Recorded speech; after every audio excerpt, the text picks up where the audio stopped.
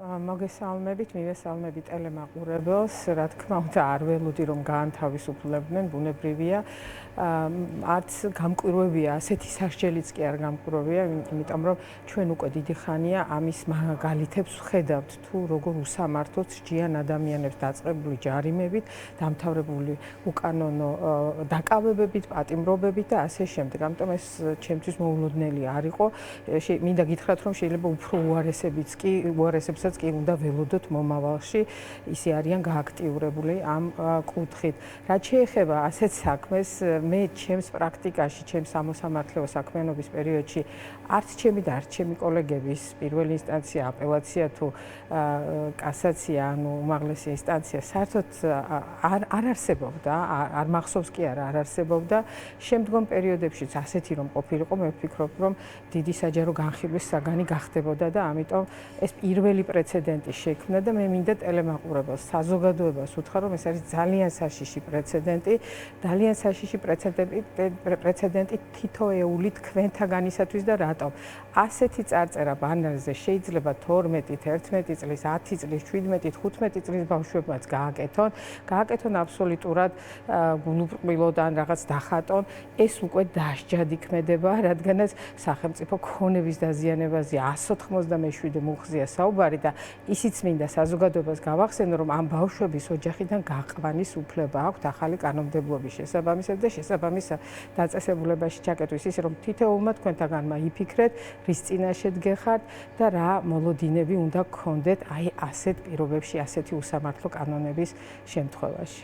რატომ თქვენ თქვით, რომ გააქტიურდაო ძალიან და უარესსაც უნდა ველოდოთო? რატომ გააქტიურდა ასე ხელისუფლება და რატომ იგივდება მოსამართლის გადაწყვეტილება თქვენთვის ქართული ოცნების გადაწყვეტილებასთან?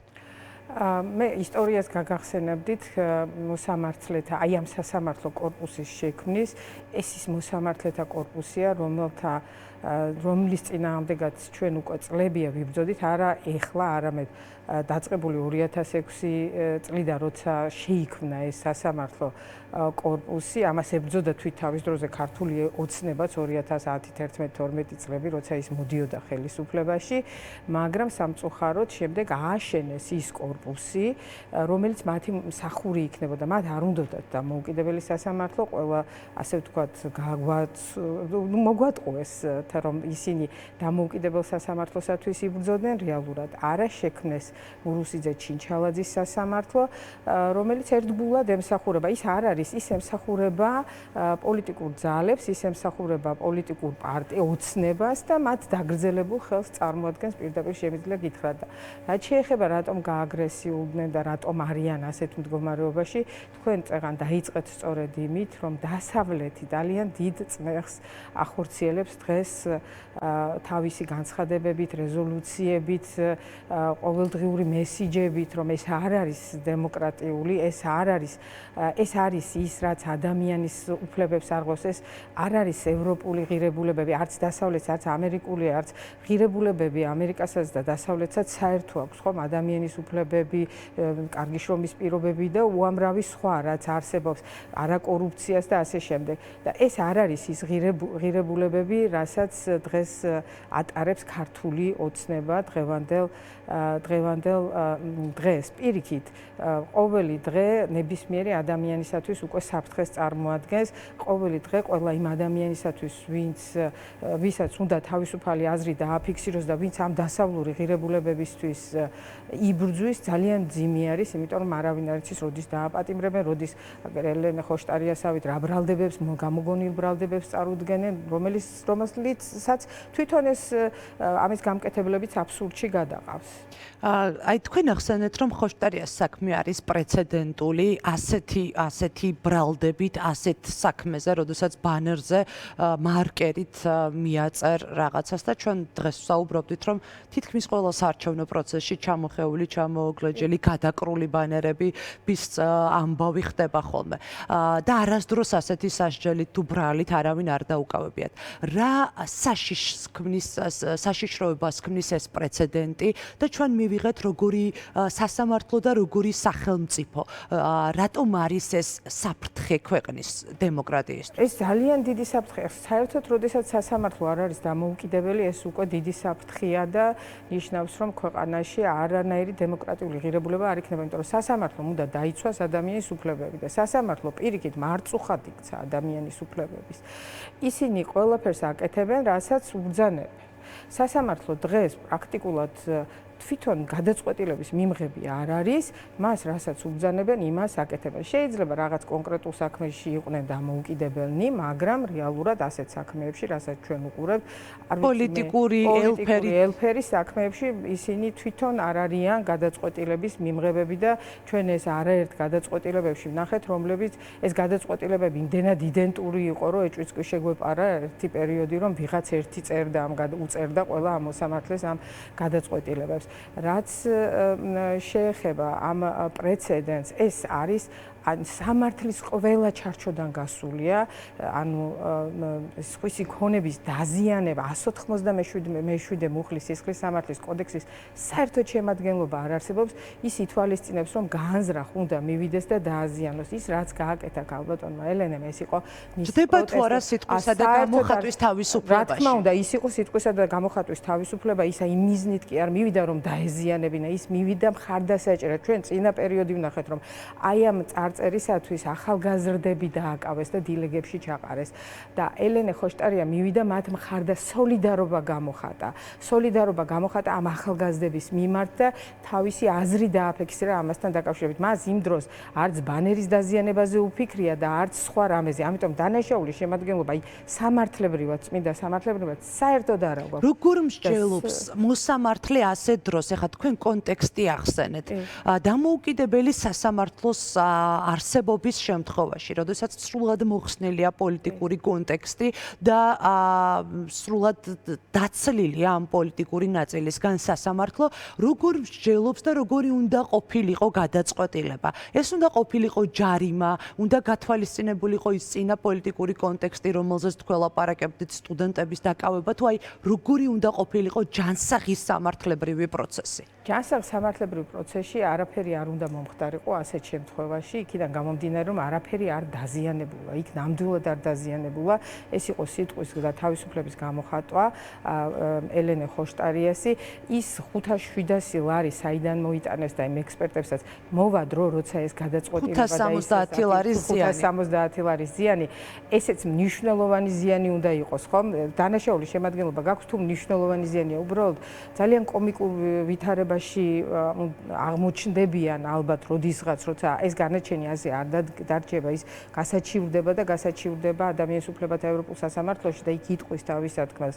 ბუნებრივია ადამიანის უფლებათა ევროპული სასამართლო, მაგრამ ამ კონტექსტში, რომ ელენე ხოშტარიამ დააზიანა ბანერი, აქ არ არსებობდა, ჩვენ ყველამ ვიცით, ნებისმიერ შეგვიძლია წარწერა გავაკეთოთ და წავშალოთ, იქ არაფერი არ დაზიანებულა. ესეც შემდეგ მათ გააკეთეს და ჩვეულებრივ ნორმალურ დემოკრატიულ ქვეყნებში ასე არ ხდება, არც დააჯარიმებდნენ და არც პირიქით გამოხატვის თავისუფლებას ხელსაც არ შეუშლიდნენ და ჩვენ ამის ძალიან ბევრი მაგალითები გვაქვს ევროპულ და დასავლურ ქვეყნებში ამასთან დაკავშირებით. ამას შეიძლება დღეს მთელი დღე აფასებდნენ პოლიტიკოსები ასე, რომ ეს არის პოლიტიკური შურისძიება და სამართლებრივი სამაგალითო დასჯა ხოშტარიასი. თქვენ დიდი ხნის კვალიფიციური იურისტი ხართ, მოსამართლე ხართ.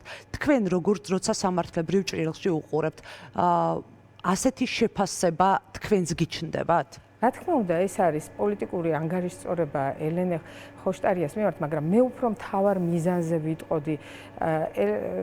იქ ხომ არ მოხდა არაფრის გათვალისწინება, სასჯელზეც ვიტყოდი, რომ სასჯელი ხო ჯერ რომ ასეც ყოფილიყო, რომ დასჯადი ყოფილიყო და დაესაჯეთ, ეს სასჯელი სასტიკი და არაადამიანური სასჯელია, არაპროპორციული სასჯელია ეს ერთი და მეორე ის კონტექსტი იმისი, რომ ელენე ხოშტარია დასაჯეს ხმების დასანახად. ნახეთ, სასჯელს ორი მიზანი აქვს. ერთი რომ ელენე ხოშტარიას გაუსწორდნენ ამ შემთხვევაში და პოლიტიკური კუთხით დასაჯეს. მეორე ხვის სამაგალითოდ დასაჯეს და დასაჯეს იმისათვის, რომ სხვა შიში გაუჩინონ, რომ არ იბრძოლოს არავინ თავისუფლებისათვის, არ იბრძოლოს არავინ ევროპული ღირებულებებისათვის, არ იბრძოლოს არავინ თავის დასაცავად, თავისი უფლებების დასაცავად. ამას ორი მიმართულება აქვს. მარტო ერთი რომ ელენე ხოშტარიას გაუსწორდნენ, ეს არ არის მათი მხოლოდ ამით არ სამაგალითო. რა თქმა უნდა, სამაგალითოდ, ანუ ასე გენერალურად ყველას თვალწინ დასაჯეს, აი ამ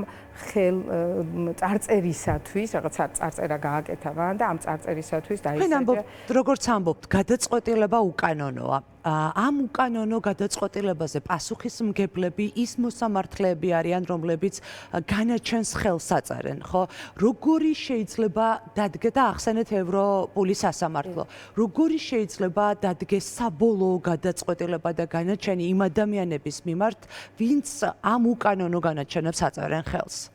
უკანონო განაჩენების მიღება ძალიან სამწუხაროა, ვიტყოდი და იმ მოსამართლეებს კარგად იციან, რასაც აკეთებენ. მე ვერ ვიტყვი, რომ იმათ ამის გაცნობა და გაცნობიერება არ აქვს და არ ესმით, რას აკეთებენ, მაგრამ მათ სხვა გზა არ დარჩენიათ, იმიტომ რომ შეინარჩუნონ თანამდებობები, ამას აკეთებენ, მაღალი ხელფასები, ამიტომაც გაუზარდეს მათ ხელფასები, თითქმის 20,000 ლარამდე აქვს, როგორც მე ვიცი.